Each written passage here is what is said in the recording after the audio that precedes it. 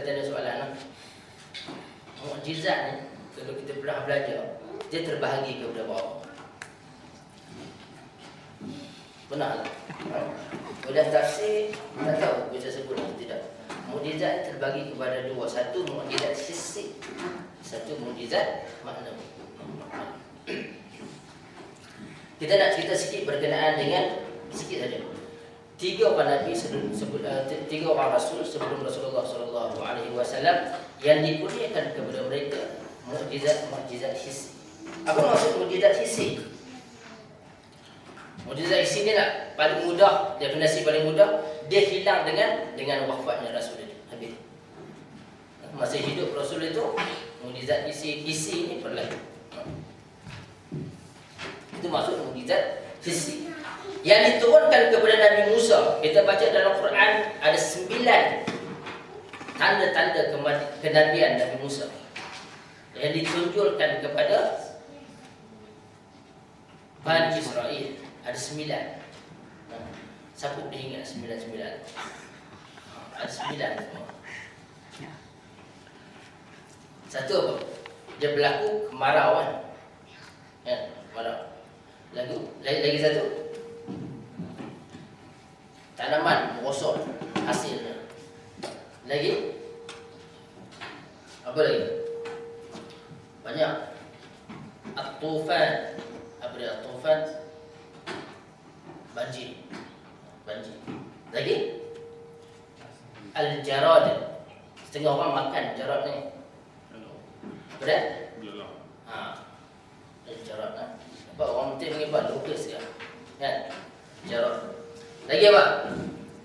Ada orang ada dekat dia. Al-qummal. Al-qummal apa?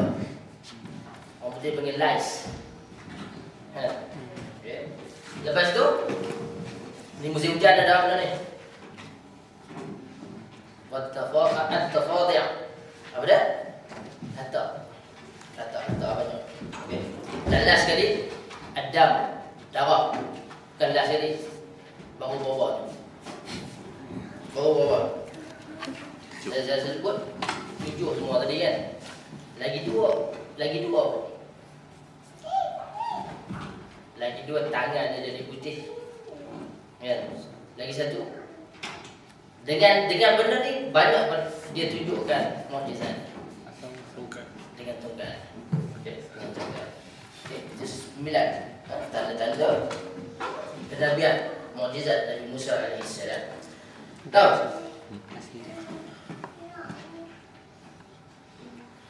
Bila digunakan tongkat ini, saya tak mau cerita panjang, kita belum mula kan.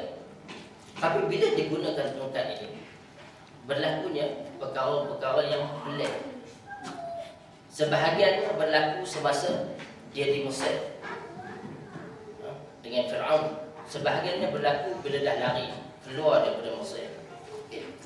Bila dia di Mesir, pertama sekali dia beradu melawan dengan ahli sihir Fir'aun. Ahli sihir Fir'aun.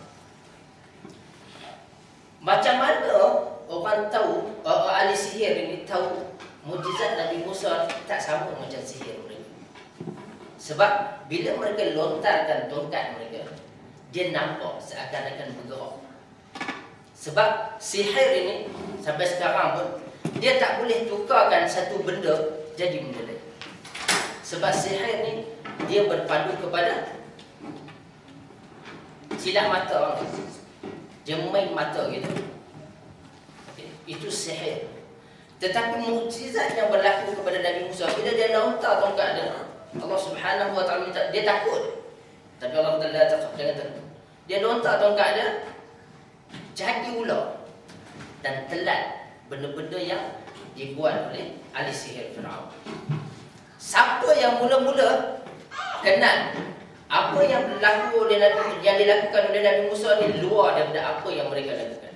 Yang tahu benda ni adalah ahli sihir Fir'aun. Kita baca dalam surah Tuha. Bila dia lontar saja, mereka pun dia tengok amanna bi rabbi Harun wa Musa.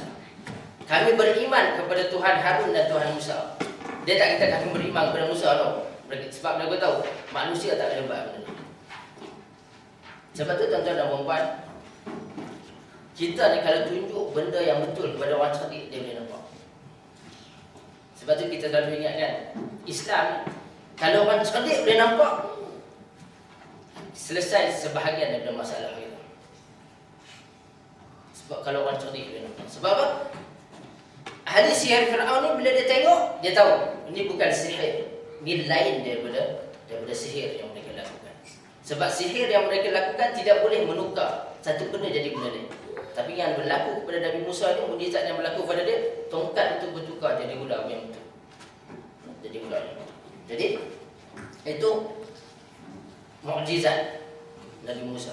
Mukjizat ini Allah Subhanahu wa taala kurniakan kepada Nabi Musa. Sebab apa mukjizat ini tak semukjizat yang lain? Kerana dia mengikut kondisi masa itu.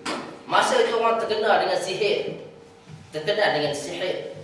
Lalu diturunkan, diberikan mukjizat kepada Nabi itu yang sesuai dengan keadaan pada masa itu, dan bukan saja sesuai, melebihi apa yang berlaku, yang dilakukan oleh ahli sihir. Sebab tu mereka tahu benda ni luar daripada biasa. Juga kepada Nabi Isa. Nabi Isa ada 4. 4 kalau baca dalam surah Ali Imran ayat 40 lebih.